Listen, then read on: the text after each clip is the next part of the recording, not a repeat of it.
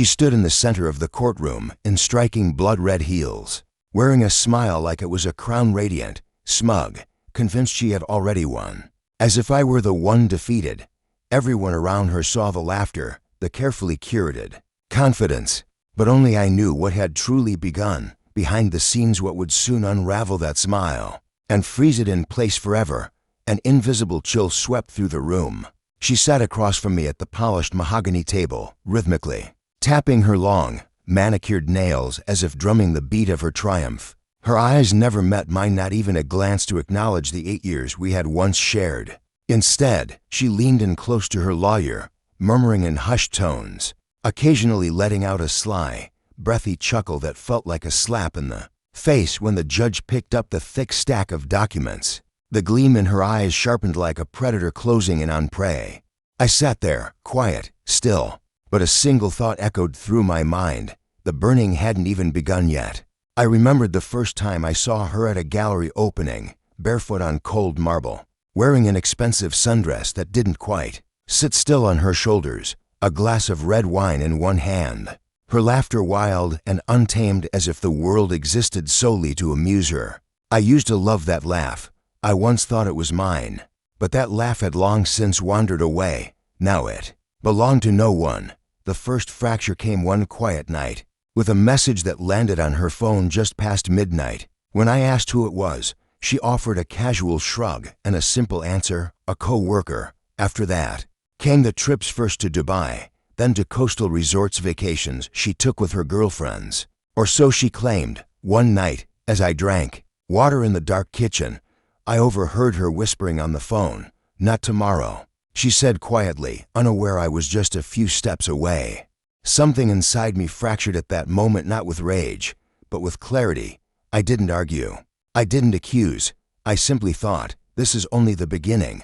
And so, I watched, silently, patiently. I launched a quiet war, one she didn't even know she was a part of. I began moving company shares under the table, transferring ownership to third-party foundations. I rerouted assets to distant holdings, drained joint accounts, and quietly reduced the cash flow she depended on. I met with a financial expert and a seasoned lawyer, laid out every calculated move. Even they were stunned by the precision of the plan I had set in motion. I merely nodded. There was no need for drama, only strategy. But that was just the surface. I wasn't done yet. I hired a private investigator. Within 3 weeks, he returned with a thick file, evidence so damning it practically hummed with betrayal. Photographs, video footage, hotel bills. But that wasn't the true twist. The man by her side, the one she clung to like a prize, wasn't just her lover. He was also a wanted con artist. That detail I didn't react to. I pocketed it, kept it close. Something in my gut told me the storm had more to give. When the court date finally arrived, she floated into the courtroom like a bride walking toward an altar, dressed in pure white, arm in arm with the very man who would soon abandon her. She avoided my gaze, but I didn't look away. I kept my eyes on her, steady and calm, because I knew exactly what was coming. Her world was about to crumble, and she didn't even see the cracks forming beneath her when the judge began reading the documents aloud. The room's atmosphere shifted like the sky before a storm. In light of these documents, the judge declared, the defendant's assets are found to be held entirely in third-party foundations and shell holdings. The moment the words left his mouth, her confident smile froze. A hushed murmur rippled through the courtroom like an aftershock. Her lawyer leaned in, whispering frantically, "Cash assets, $42,000. Her eyes widened.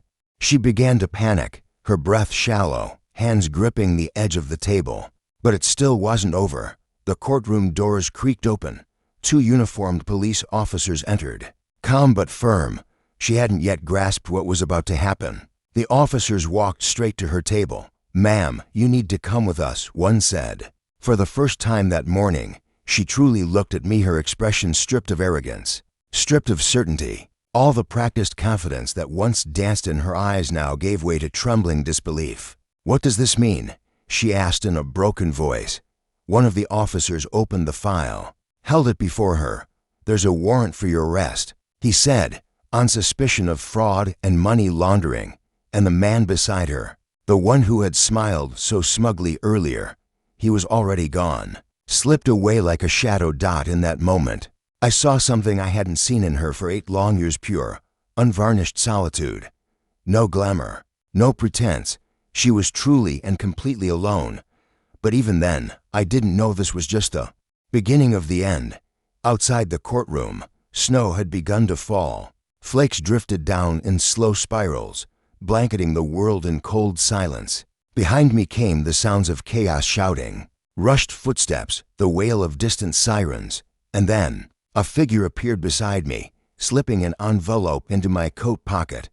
I turned my head. It was the detective, ready for the second act. He asked. I looked at him, really looked at him, and gave a faint smile. "No," I said softly. I reached into my pocket, pulled out the envelope, and turned it over in my hands. I didn't even open it. Instead, I tore it slowly, deliberately, into small pieces and let the shreds fall like feathers to the snow-covered ground. There was no need anymore. The story had already ended. I watched as she was let out in handcuffs, pale-faced, lips trembling, her eyes haunted by 1,000 thoughts. She looked small now, vulnerable, stripped of the armor she once wore so effortlessly. We locked eyes one last time.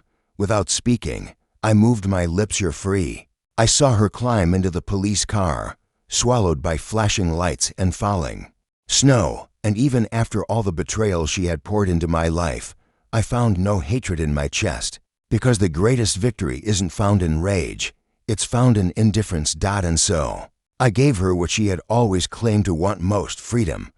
But now, she had it without the titles, without the luxury, without the man who'd promised her paradise. Just freedom in its rawest, loneliest form. I turned away. My footsteps echoed softly as I walked down the snow-covered sidewalk. My hands no longer trembled in my pockets. I didn't listen to the sounds behind me. I focused only on the quiet ahead. And as the snow settled around me, one final thought brushed across my mind like ink across a page. Some battles aren't won with a sword, but with a pen. And I had held the pen. And I had written the final period.